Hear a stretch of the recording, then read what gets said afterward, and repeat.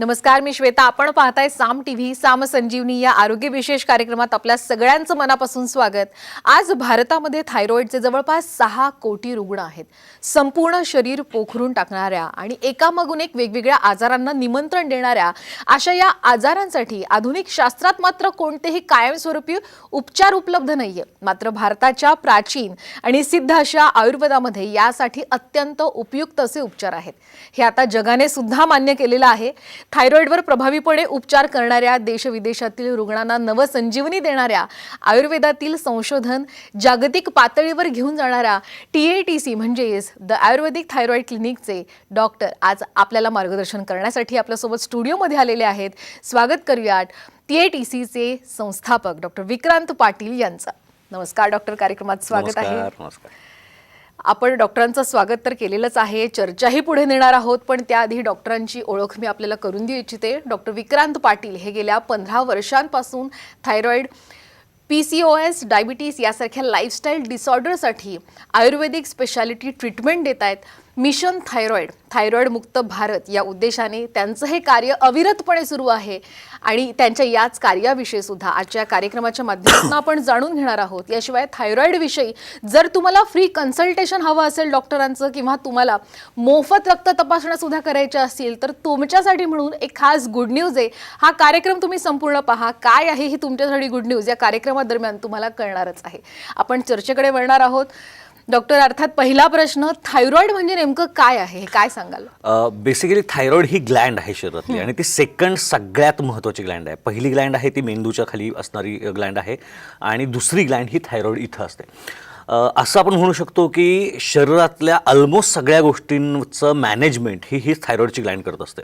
आणि ज्या वेळेला आपण म्हणतो की थायरॉइड झाला आहे त्यावेळेला ॲक्च्युली ग्लँड तर सर्वांनाच असते, पण थायरॉइडचं जे फंक्शनिंग आहे ते बिघडतं. आता ह्याच्यामध्ये 2 प्रकार आहेत. एक पहिला आहे तो म्हणजे स्ट्रक्चरल आणि दुसरा आहे तो फंक्शनल.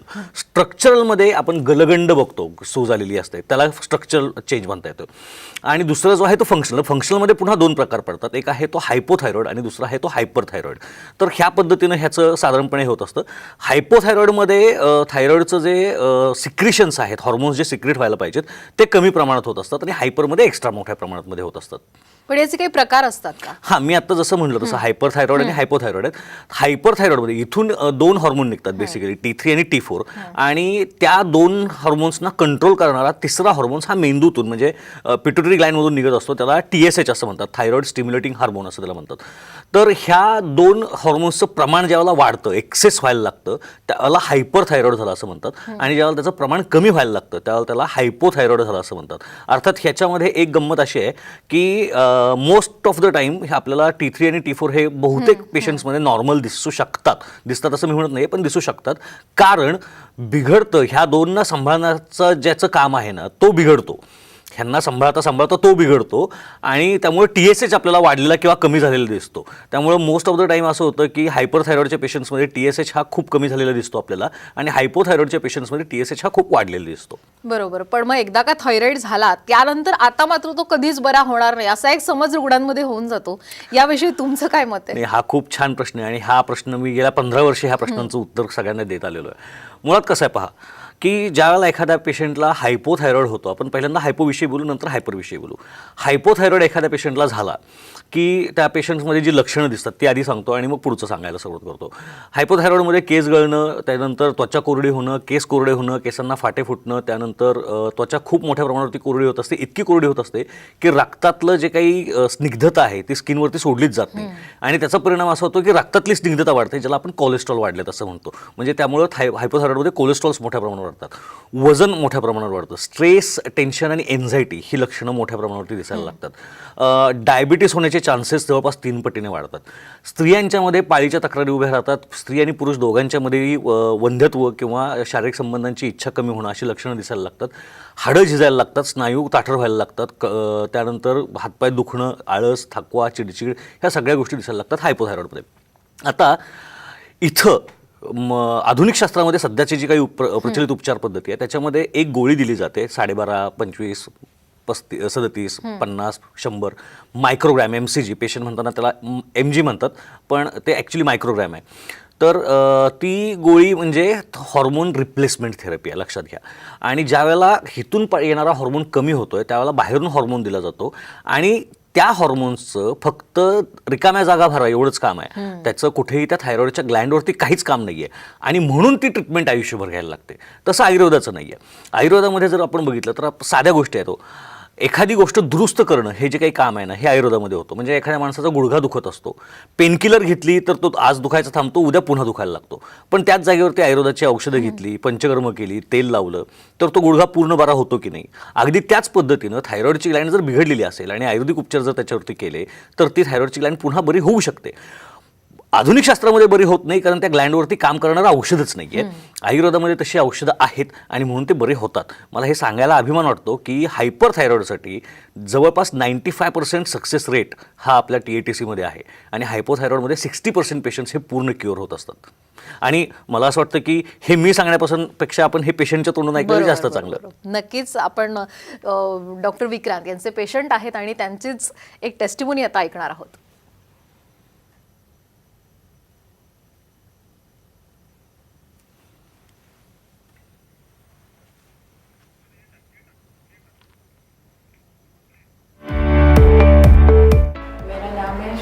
नायर.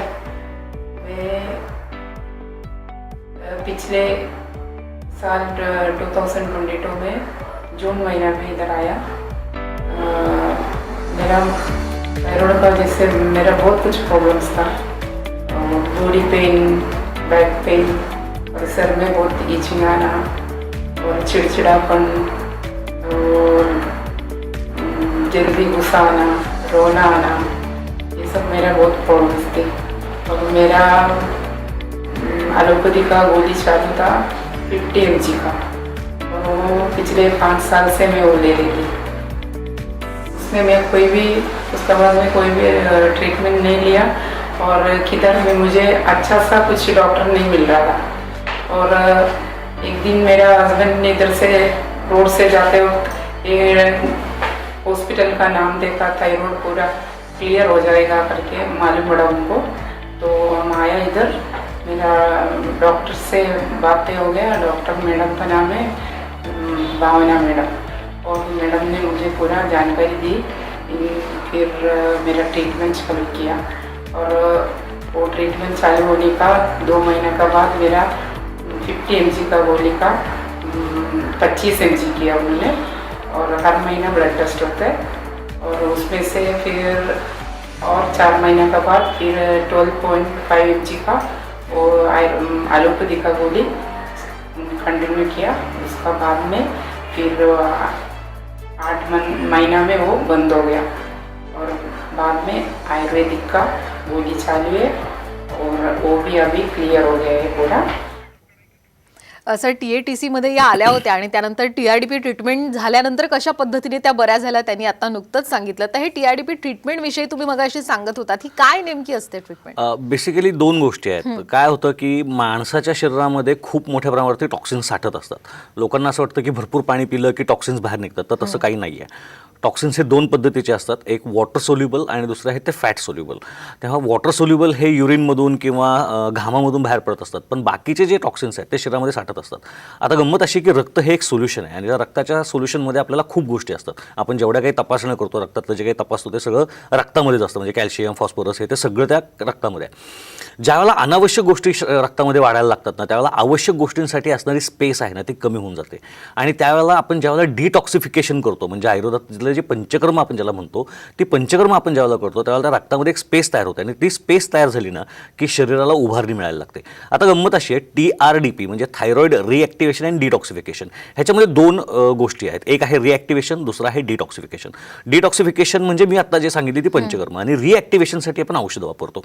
आता याच्यामध्ये सुद्धा असं आहे की म्हणजे 2018 साली आपण एक शोधनिबंध प्रसिद्ध केला आणि ज्याला जागतिक स्तरावरती मान्यता मिळाली.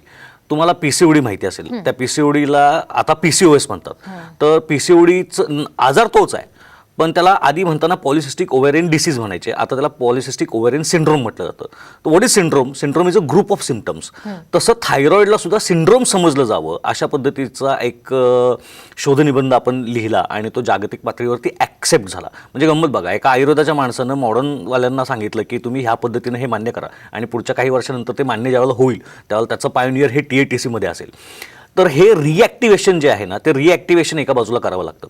गंमत अशी आहे की थायरॉइडची ग्लँड ज्यावेळेला आपण बघतो त्यावेळेला ती 2 जे हॉर्मोन्स तयार करत असते, T3 आणि T4, त्यातला T4 हॉर्मोन फक्त ती मॅक्झिमम प्रमाणामध्ये तयार करते. उरलेला T3 तयार करण्याचं काम हे लिव्हर, किडनी आणि इंटेस्टाईन्स करत असतात. तेव्हा औषध हे फक्त त्या थायरॉइडच्या ग्लँडवरती पाठवून नाही चालत. त्यानं त्या थायरॉइडच्या ग्लँडवरती पण काम करायला पाहिजे, लिव्हरवरती काम करायला पाहिजे, इंटेस्टाईन्सवरती काम करायला पाहिजे, डायजेशनवरती काम करायला पाहिजे. ह्या सगळ्या गोष्टींवरती काम करणं म्हणजे एका बाजूला रिॲक्टिवेशन करणं आणि दुसऱ्या बाजूला डिटॉक्सिफिकेशन करणं, ह्या 2 गोष्टी ज्यावेळेला एकत्र करतो ना त्यावेळेला थायरॉइडचा पेशंट हा बरा होण्यामध्ये जास्त त्याचा मदत होत असते. बरं, दुसरी गोष्ट अशी आहे की मी जी अख्खी जंत्री सांगितली ना लक्षणांची, ही सगळ्या पेशंटमध्ये दिसत असते बरं का. आणि गोळी पेशंट घेत असतो, पेशंटचा रिपोर्टसुद्धा नॉर्मल असतो, पण पेशंटला त्रास मात्र सगळे होत असतात. म्हणजे ती बाई असते, तिला चिडचिड होत असते, पाळीच्या तक्रारी चालू असतात, सगळे त्रास चालू असतात. आणि दुर्दैवानं डॉक्टर हे मान्य करत नाहीत की हे सगळं आता थायरॉइडमुळे होतंय म्हणून. त्यातला प्रकार आहे. आम्ही ज्यावेळेला TATCमध्ये TRDP करतो, थायरॉइड रिॲक्टिवेशन आणि डिटॉक्सिफिकेशन करतो, त्यावेळेला पेशंटच्या गोळ्या, म्हणजे आता असं आपण पेशंटचं बघितलं तसं पेशंटच्या नुसती गोळीचा डोस नाही कमी होत, तर पेशंट हा स्वतः स्वस्थ होतो. म्हणजे गरजेचं हे नाहीये की कागदोपत्री पेशंट नाही बरा होत, इथे ॲक्च्युअल पेशंट बरा होणं हे जास्त महत्त्वाचं आहे. पेशंटचे कंप्लेंट सगळ्या जाणं हे जास्त महत्त्वाचं आहे. TRDPमध्ये आपण ते करतो. नक्कीच TRDP ही ट्रीटमेंट जी आहे याविषयी आणखीनही मला जाणून घ्यायचं आहे, पण इथे वेळ झाली एका छोट्याशा ब्रेक नंतर पुन्हा एकदा आपल्या सगळ्यांचं सामसंजीवनीमध्ये स्वागत आहे. आपण TRDP ट्रीटमेंटविषयी जाणून घेतोय. थायरॉइडच्या रुग्णांना नवसंजीवनी म्हणून TRDP ट्रीटमेंट ही आलेली आहे. TATCचेच डॉक्टर आपल्यासोबत आहे, डॉक्टर विक्रांत पाटील. आपण त्यांच्याशी पुन्हा एकदा चर्चा करणार आहोत. ब्रेकवर जाण्याच्या आधी मी तुम्हाला सांगितलं होतं थायरॉइड झालेल्या रुग्णांसाठी आनंदाची बातमी आहे. डॉक्टरांचं कन्सल्टेशन तुम्हाला मोफत मिळू शकतं आणि अगदी सवलतीच्या दरामध्ये थायरॉइडच्या रक्त तपासण्या होऊ शकतात. काय आहे ही नेमकी गुड न्यूज आपण डॉक्टरांनाच विचारूयात. आम्हाला सांगू शकता का? श्वेता, मी जसं म्हटलं ना की TATCचं उद्दिष्ट फक्त पेशंटला मॅनेज करणं नाही आहे, पेशंटला बरं करणं हे उद्दिष्ट आहे. ह्याच उद्दिष्टानं आपण 1 वर्षापासून जवळपास 1 ते 1.5 वर्षापासून मिशन थायरॉइड चालवत आहोत. म्हणजे आपला ऑब्जेक्टिव्ह हे आहे की भारतातून थायरॉइडचे पेशंटच पूर्णपणे म्हणजे थायरॉइड हा आजारच नाहीसा व्हायला पाहिजे. आणि यासाठीच आपल्या सगळ्या म्हणजे पुणे, नाशिक, कराड, कोल्हापूर हे जे काही नवी सांगवी ह्याच ठिकाणच्या सगळ्या ब्रँचेसमधून आमचे सगळे डॉक्टर्स ह्याच पद्धतीनं ह्याच उद्दिष्टानं झपाटल्यासारखे ध्येयानं काम करत असतात. आता मे महिना जो आहे त्या मे महिन्याच्या 25 तारखेला वर्ल्ड थायरॉइड डे असतो. सगळ्या जगामध्ये तो सेलिब्रेट केला जातो. आणि त्याच उद्दिष्टानं आम्ही ह्या वर्षीच्या ह्या मे महिन्यामध्ये आपण पेशंटसाठी एक शिबिराचं आयोजन केलेलं आहे, ज्याच्यामध्ये 13 मे, त्यानंतर 20 मे आणि 25 मे ह्या 3 दिवशी पुण्यातले भारती विद्यापीठ कात्रजचं जे क्लिनिक आहे तिथे, नवी सांगवीच्या क्लिनिकमध्ये, मुलुंडच्या क्लिनिकमध्ये ह्या ठिकाणी आपण पेशंटसाठी मोफत तपासणी ठेवलेली आहे. कन्सल्टेशन ज्याला आपण म्हणतो, म्हणजे पेशंटच्या डॉक्टरांकडून जी तपासणी होईल ती पूर्णपणे मोफत ठेवलेली आहे. याच्या व्यतिरिक्त थायरॉइड आहे की नाही, म्हणजे खरं तर 6 कोटी हा जो काही आकडा आहे ना हा माहिती असलेला आकडा आहे. असे हजारो कोट्यावधी अजून लोक आहेत ज्यांना थायरॉइड आहे हेच माहीत नाही आहे. तर ह्यातली जर काही सिम्पटम्स दिसत असतील तर रुग्णांनी आमच्या क्लिनिकला यावं. आपण रक्ताची तपासणी त्याची थायरॉइडसाठी जी लागणार आहे ती फक्त 250 रुपयामध्ये पेशंटची करणार आहोत. याच्या व्यतिरिक्त मी जसं म्हटलं की एका पेशंटला ज्यावेळेला थायरॉइड होतो त्यावेळेला त्याच्या कोलेस्ट्रॉलपासून BP पासून डायबिटीसपर्यंत सगळ्या गोष्टी त्याच्या शरीरामध्ये साठायला लागतात. ह्याच्यासाठी जर अलाइड तपासण्या जर काही कराव्या लागल्या तर त्याच्यावरती आपण डायरेक्ट 30% डिस्काउंट देणार आहोत. याशिवाय BMI, त्यानंतर बॉडी स्कॅन ह्यासारख्या ज्या बाकीच्या तपासण्या आहेत त्या पूर्णपणे मोफत होणार आहेत सगळ्या रुग्णांसाठी. तेव्हा हे जे काही क्लिनिकचे नंबर्स आहेत ह्याच्यावरती पेशंटनी फोन करावा. त्यांच्यासाठी ही ह्या महिन्यात आपण स्पेशल, मी म्हटलं तसं वर्ल्ड थायरॉइड डे निमित्त आपण हे करतोय. याच्या व्यतिरिक्त मला आणखीन एक गोष्ट सगळ्या पेशंटसाठी सांगायची की आता क्लिनिकचे जे नंबर्स तुम्हाला दिले जात आहेत त्याच्यावरती जर तुम्ही फोन केलात तर तुम्हाला एक लिंक मिळू शकेल ज्याला थायरॉइड कॅल्क्युलेटर असं आहे. ह्या थायरॉईड कॅल्क्युलेटरमध्ये तुम्ही जर तुमचे सिम्पटम्स टाकले ना तर तुम्हाला तुमचा रिपोर्ट तयार होऊन येईल आणि तो अतिशय म्हणजे त्याला ₹1 तुम्हाला लागणार नाही आहे. फक्त तुमच्याकडे इंटरनेट असला पाहिजे, जो आता सगळीकडे असतो. त्याच्यावरती तुम्ही लिंक क्लिक करा, त्याच्यावरती तुम्हाला जे प्रश्न आहेत त्या प्रश्नांची उत्तर द्या. तुमच्या मेलवरती किंवा तुमच्या व्हॉट्सॲपला त्याचा रिपोर्ट पूर्णच्या पूर्ण तयार येईल की तुम्हाला थायरॉईड आहे का, असण्याची किती शक्यता आहे, असेल तर तुम्ही किती रिस्क फॅक्टर्समध्ये आहात. ह्या सगळ्या गोष्टींचा डिटेल रिपोर्ट जो आहे ना तो तुम्हाला तुमच्या मोबाईलवर घर बसल्या बसल्या कळू शकेल. या व्यतिरिक्त ज्यावर तुम्हाला डॉक्टरना भेटायचंच असेल, आमच्या क्लिनिकला जर भेटायचं असेल, थायरॉईडमधून पूर्ण बरं व्हायची जर इच्छा असेल तर तुम्ही अपॉइंटमेंट घेतल्या कुठल्याही सेंटरला घेऊ शकता किंवा आत्ता ज्या मी तारखा सांगितल्या म्हणजे 20 मे, 13 मे आणि 25 मे ह्या तारखेला मोफत कन्सल्टेशन पण सगळ्यांसाठी आपण ठेवलेलं आहे. तेव्हा मला असं वाटतं की सगळ्यांनी त्याचा फायदा घ्यावा, लाभ घ्यावा. नक्कीच आपले प्रेक्षक नक्कीच त्याचा फायदा घेतीलच. पण ज्या अर्थी आपण औषधाबद्दल बोलतोय, औषध म्हणलं आणि त्यातून आयुर्वेदिक औषधं म्हणलं की चूर्ण आली आणि मग बरेच जण त्याचा कंटाळा करतात खरं घ्यायला. पण मग तुम्ही TATC मध्ये औषधं कशा पद्धतीने देताय?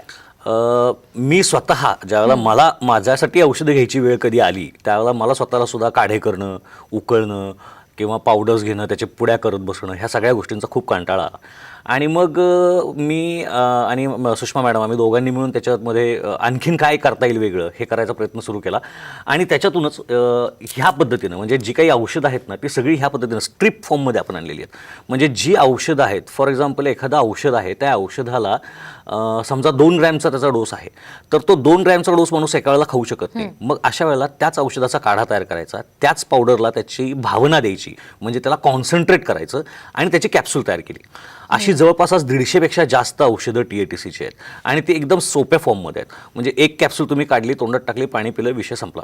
आणि हे तुम्ही कुठेही प्रवासामध्ये घेऊ शकता. ज्या औषधांचा डोसेस मोठे आहेत, ज्याला आपण हे करू शकत नाही, त्यांच्या अशा पद्धतीचे आपण सॅचेट्स तयार केलेले आहेत. म्हणजे ही एक पुडी म्हणजे एक हे म्हणजे आपण जशी बडीशेप खातो ना प्रवासात जाता जाता पावडर पाकिट फोडून, त्या पद्धतीनं जाता जाता कुठेही तुम्ही प्रवासात हे औषध घेऊ शकता. अशा पद्धतीने ही सगळी औषधं तयार केली आहेत. मग ते थायरो गोल्ड असेल, हे जे आपण हायपरथायरॉइडसाठी स्पेशली वापरतो, थायरो रसायन असेल जे थायरॉइडसाठी आपण जनरली वापरतो, याच्याबरोबरीनंच हायपर-1, हायपर-2 आणि हायपर-3 अशी जी औषधं आहेत यांना आता भारत सरकारचं पेटंटसुद्धा मिळालेलं आहे. म्हणजे जगामध्ये फक्त TATC एवढं एकच क्लिनिक असं आहे किंवा एकच एवढं असं आयुर्वेदिक क्लिनिक आहे ज्या ठिकाणी हायपरथायरॉइडसारख्या बऱ्या न होणाऱ्या समजल्या जाणाऱ्या आजारासाठीची पेटंटेड मेडिसिन्स आत्ता आपल्याकडे अवेलेबल आहेत. पण डॉक्टर, जसं आपण मानलं जातं की आयुर्वेदिक औषधं ही महाग असतात बाबा, हा एक लोकांमध्ये समज आहे, तर त्याबद्दल काय सांगणार? ह्याच्यामध्ये आपल्याला 2 गोष्टी पाहायला लागतील. तुम्ही प्लास्टिकची पिशवी वापरणार की कापडी पिशवी वापरणार. प्लास्टिकची पिशवी बनवायची असेल तर तुम्हाला चायनावरनं प्लास्टिक येतं, त्याचे तुम्हाला प्लास्टिकची पिशवी ₹1 तयार होऊ शकते. पण कापडाची पिशवी तयार करायची असेल तर तुम्हाला कापूस लावण्यापासून त्याचं कापड तयार होऊन ते शिवण्यापर्यंत हा सगळा प्रवास असणार आहे. त्यामुळे आयुर्वेदिक औषधांची जी काही प्रोडक्शन आहे हे सगळं जंगलातून आणि रॉमध्ये आहे, त्यामुळे तिथे थोडीशी किंमत वाढते. पण आपण थोडं दुसऱ्या पद्धतीनं बघूया. साधी गोष्ट आहे, एखाद्या माणसाने एखादी पेनकिलर खाल्ली ना तर त्या पेनकिलरबरोबर त्याला एक अँटासिड खावी लागते, कारण त्याच्यामुळे ॲसिडिटी होते. म्हणजे काय तर ही जी औषधं आहेत आधुनिक शास्त्रातली, प्रत्येक औषधाला काही ना काहीतरी साईड इफेक्ट आहेत. आयुर्वेदामधली जी औषधं आहेत ह्या प्रत्येक औषधाला काही ना काहीतरी साईड बेनिफिट्स आहेत. हा आमच्या आणि त्या औषधामधला फरक आहे. दुसरी गोष्ट अशी की ज्यावेळेला तुम्ही एक औषध खाता त्या औषधाच्या साईड इफेक्टसाठी तुम्हाला दुसरं औषध खायला लागतं, मग तिसरं औषध खायला लागतं, मग चौथं औषध खायला लागतं. असं ते एक जंत्री सुरू होऊन जाते, एक माळ सुरू होऊन जाते. आयुर्वेदात तसं नाही आहे. त्यामुळे इथे लोकांचे पैसे खरं तर खूप मोठ्या प्रमाणात वाचत असतात. दुसरं असं की थायरॉईड झाला आहे म्हणून तुम्ही जे औषध घेणार आहे ते जर तुम्हाला वयाच्या 30व्या वर्षी थायरॉईड झाला आणि एक ॲव्हरेज लाईफ माणसाचं 70 वर्षाचं आपण पकडलं तर पुढची 40 वर्ष तुम्हाला रोज ती गोळी खायची आहे, बरोबर. त्या 40 वर्षाचा खर्च आणि आयुर्वेदाची औषधं समजा 2 वर्ष घ्यायला लागली तर त्याचा खर्च, ह्या दोन्हीमध्ये आपण कंपॅरिझन केलं पाहिजे. दुसरी गोष्ट, धन किंवा संपत्ती आणि आरोग्य ह्याच्यामध्ये जास्त महत्त्वाचं काय आहे हे प्रत्येकानं ठरवलं पाहिजे, बरोबर. कारण आरोग्य हे पुन्हा पुन्हा मिळत नाही आहे, ते आपण TATC मध्ये अवेलेबल करून देतोय. आणि तिसरी सगळ्यात महत्त्वाची गोष्ट अशी की ज्यावेळेला थायरॉईड होतो त्यावेळेला थायरॉईडचे साईड इफेक्ट्स, म्हणून मी जसं म्हणलं की कोलेस्ट्रॉल वाढणं, BP होणं, डायबिटीस होणं, हृदयाचे आजार होणं, पाळीच्या तक्रारी, वंध्यत्व, हाडं दिसणं, ह्या ज्या सगळ्या आजार, मग ह्या सगळ्या आजारांची औषधं एका बाजूला घ्या, आणि त्याचा खर्च काढा. तर तो जर खर्च काढला तर आपल्याला असं लक्षात येतं की आयुर्वेदिक औषधांचा खर्च कम्पॅरेटिव्हली आपण बघितलं तर खूप खूप खूप नगण्य असतो आणि शिवाय त्याच्यामध्ये होणारे फायदे खूप जास्त आहेत, साईड इफेक्ट्स काही होत नाहीत. ह्या सगळ्या गोष्टींचा आपण विचार केला पाहिजे. बरोबर, अगदी खरंय.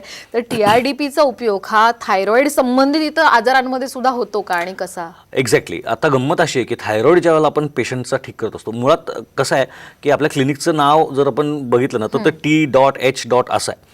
म्हणजे तो असा कंटिन्युअस वर्ड नाही आहे थायरॉइड म्हणून, तो T.H. असा आहे. तर T stands for thyroid, H for hypertension, Y for yoga, R for rheumatic disorders म्हणजे सांधेदुखी जी आहे, संधिवात जो आहे त्यांचे आजार, O फॉर ओबेसिटी आहे म्हणजे जाड होणं, लठ्ठपणा, I फॉर इन्फर्टिलिटी आहे म्हणजे वंध्यत्व आहे आणि D फॉर डायबिटीस. आता गंमत अशी आहे, थायरॉइड एखाद्या पेशंटला झालं ना की त्यांचं वजन वाढणं, त्यांना डायबिटीस होणं, त्यांच्यामध्ये इन्फर्टिलिटी किंवा वंध्यत्व होणं, त्यांचे सांधे दुखणं हे त्रास त्यांच्यामध्ये येत असतात. थायरॉइड क्लिनिकमध्ये TATCमध्ये ज्यावेळेला आपण पेशंटची ट्रीटमेंट करतो त्यावेळेला ह्या सगळ्या आजारांची ट्रीटमेंट होत असते. मुळात आयुर्वेद आपण ज्यावेळेला आयुर्वेदाच्या माध्यमातून पेशंटवरती ट्रीटमेंट करतो ना त्यावेळेला आपण फक्त असं एका ही ग्लँड आहे, ह्या ग्लँडला काहीतरी औषध असं नाही येत आहे. शरीर संपूर्ण एक आहे, लक्षात घ्या. त्या शरीराला म्हणजे पायात काटा घुसल्यानंतर डोळे हसत नाही, तो डोळ्यातून पण पाणी येतं, म्हणजे चेहरा आक्रसला जाईल, आई ग असा शब्द बाहेर येईल. बॉडी ॲज होल एकसंध वस्तू आहे ती, त्यामुळे एका ठिकाणी झालेल्या गोष्टीचा इफेक्ट हा दुसऱ्या ठिकाणी सुद्धा येत असतो. तेव्हा TATCमध्ये ज्यावेळेला आपण ट्रीटमेंट करतो त्यावेळेला अलाइड ज्या काही कंप्लेंट्स आहेत, मग ते डायबिटीस असेल, वंध्यत्व असेल, सांधिवात असेल किंवा कोलेस्ट्रॉल वाढणं असेल, डायबिटीस असेल, ह्या सगळ्या गोष्टींची तिथे ट्रीटमेंट होते. वजन वाढणं असेल, ह्या सगळ्या गोष्टींची ट्रीटमेंट होते. म्हणजे थायरॉइड हे त्याचं मूळ कारण असेल तर त्या मूळ कारणाची ट्रीटमेंट एका बाजूला आणि त्याच्यातून लक्षणं झालेली उत्पन्न एका बाजूला, ही तर ट्रीटमेंट TATCमध्ये होतेच होते. याशिवाय समजा थायरॉइड नाही आहे पण तरीसुद्धा ही सगळी लक्षणं आहेत किंवा हे आजार आहेत तर त्याची सुद्धा ट्रीटमेंट TATCमध्ये खूप चांगल्या पद्धतीने होते आणि प्रत्येक सेंटरला होते.